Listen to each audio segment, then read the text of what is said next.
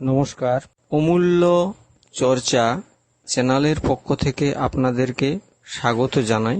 আজকের বিষয়বস্তু হলো আজকের আলোচ্য বিষয় যোগ। যোগ কথার মানে হচ্ছে যুক্ত।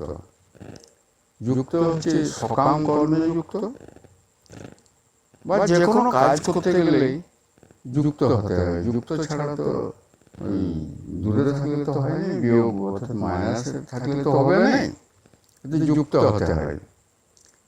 এই সকাম একটা যুক্ত, কাজে যুক্ত, আর আধ্যাত্মিক যোগ অর্থাৎ যুক্ত। এখানে আধ্যাত্মিক যোগের সম্বন্ধেই আলোচনা হবে। নমস্কার।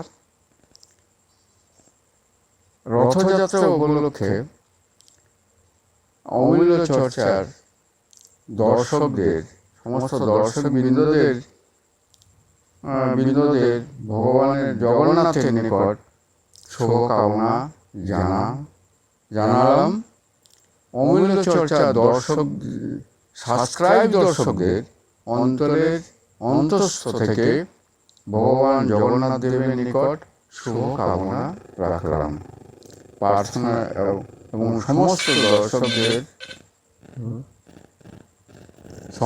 দর্শকদের প্রার্থনা জানাই, সবাইকে ভগবান জগন্নাথ দেব যেন কৃপা করার জন্য। নমস্কার।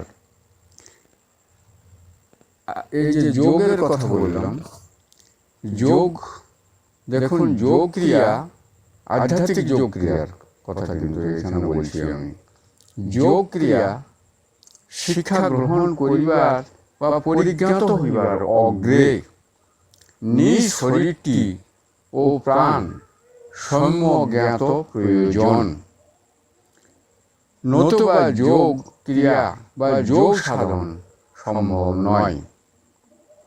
শরীর যোগ সাধনের উপযুক্ত না হলে কায় মনোবাক্য সংযত হবে না। দেহ ও প্রাণ সম্বন্ধ হলে তবেই সংযত করা যায়। অপান বায়ুকে প্রাণের সংযুক্ত বা সংযত হয়।